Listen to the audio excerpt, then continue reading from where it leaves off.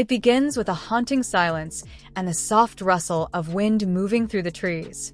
A 16-year-old girl, frail and frightened, runs desperately through a forest. Her name is Lisa, a name that, at first, carries no power, no mystery. But what she's about to endure will change everything. When she wakes, the bright lights of a hospital room blind her. Her body is battered, her spirit fragile.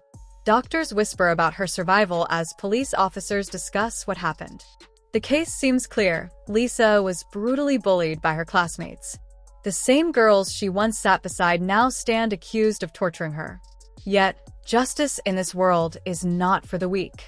Her mother is dead, her father distant, living abroad without care. Lisa has no one, no voice to defend her, no hand to hold.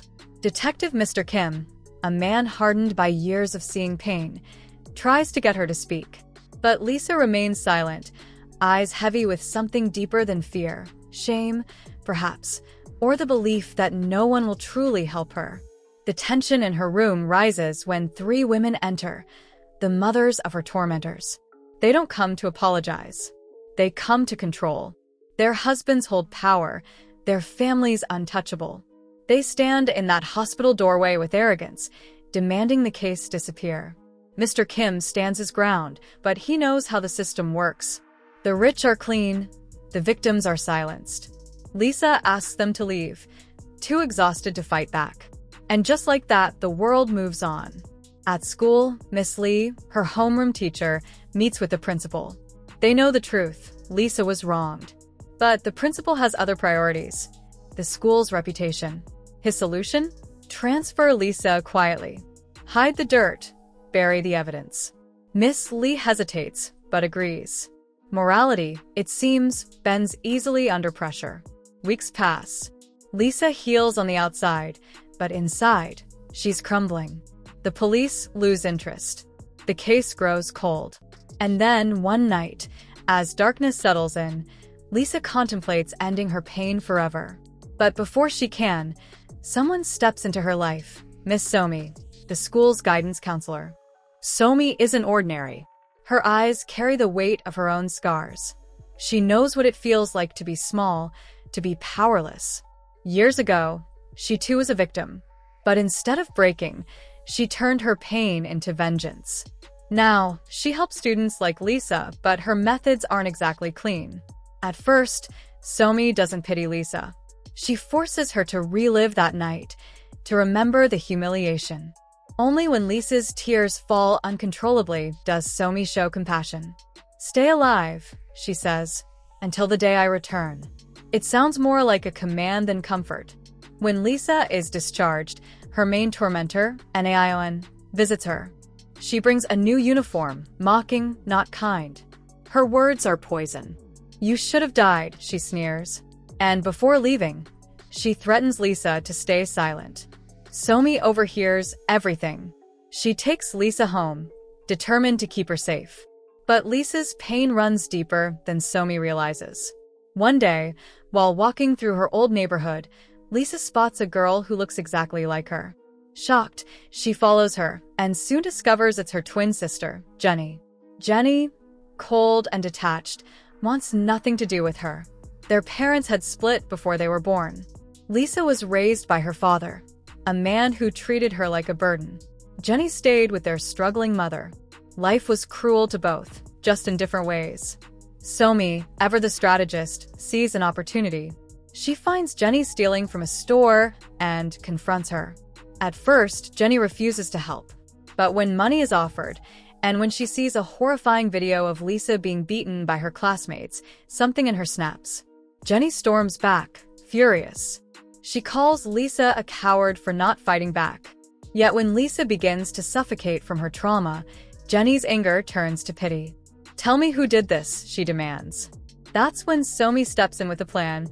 Jenny will return to school, pretending to be Lisa, and take revenge. Jenny hates the idea, but when she sees Naion laughing in that video, she agrees. The next day, she walks into Lisa's classroom. Everyone notices something's off. Lisa, once timid, is suddenly fierce. Naion enters, smirking, sitting on her desk. "You're cute for coming back," she mocks. That same sinister laugh escapes her lips, the one from the video. Jenny doesn't hesitate. She grabs Naion, slams her to the ground, and whispers, "Laugh again." The room goes silent. Phones are raised. Fear replaces arrogance. Jenny films it all. Miss Lee rushes in, breaks up the fight, and drags Jenny to a private room. But Jenny doesn't stop there. With chilling calm, she presses a pen into Miss Lee's stomach, warning her to never protect the guilty again. When Jenny returns home, she shows Lisa the video. Lisa is horrified. "Violence won't fix this," she says softly. Somi warns Jenny to stop before things spiral further, but Jenny has already crossed the line. The next day is the twins' birthday. For a brief moment, peace returns. The sisters share a cake, talk about their past, and for once, Lisa smiles. But the calm doesn't last. The next morning, Lisa goes to school alone. Naion's mother is in the principal's office, demanding Lisa's expulsion. Lisa overhears everything, runs to the bathroom in tears, and there, Naion finds her. Revenge burns both ways. Naion throws a bucket of water on her. Humiliation again. Lisa returns home, soaked and shaking. Jenny loses control. She lures Naion to the mountain with a threatening message. When Naion arrives, Jenny strikes. When Naion wakes, she's tied up, gagged, and terrified. Jenny's eyes are wild. She forces her to drink water, then brings out a bottle of acid. Naion begs for her life. Jenny laughs, a haunting, maniacal sound, and presses the bottle close to her face. "Run," she whispers. Naion stumbles away, but collapses soon after. Moments later, Lisa and Somi arrive. Somi is horrified. She calls an ambulance, but the damage is done. At the station, Jenny is questioned. The evidence is unclear. She could still walk free. But when she meets Naion's mother outside, she can't control herself. She mocks her, blurting out that she did it for revenge. The officers nearby hear everything. Detective Kim realizes something strange. Jenny's behavior doesn't match Lisa's. The timelines don't make sense. He investigates further, and what he finds shatters the entire story. There was no Jenny. There never was.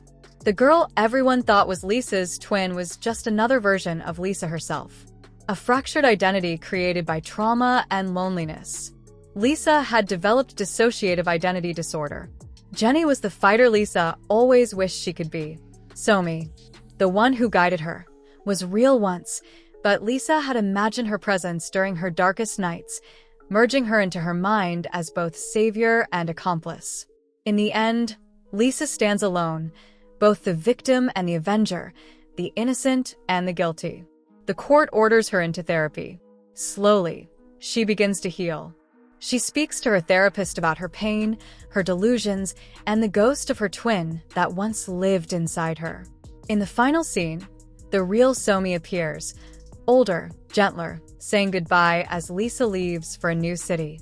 The camera lingers on Lisa's face as she boards a plane, her eyes searching the clouds for freedom.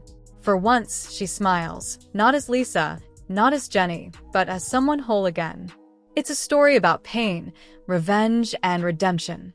A story that reminds us how fragile the human mind can be, and how sometimes, to survive, we create heroes within ourselves. Question for the audience.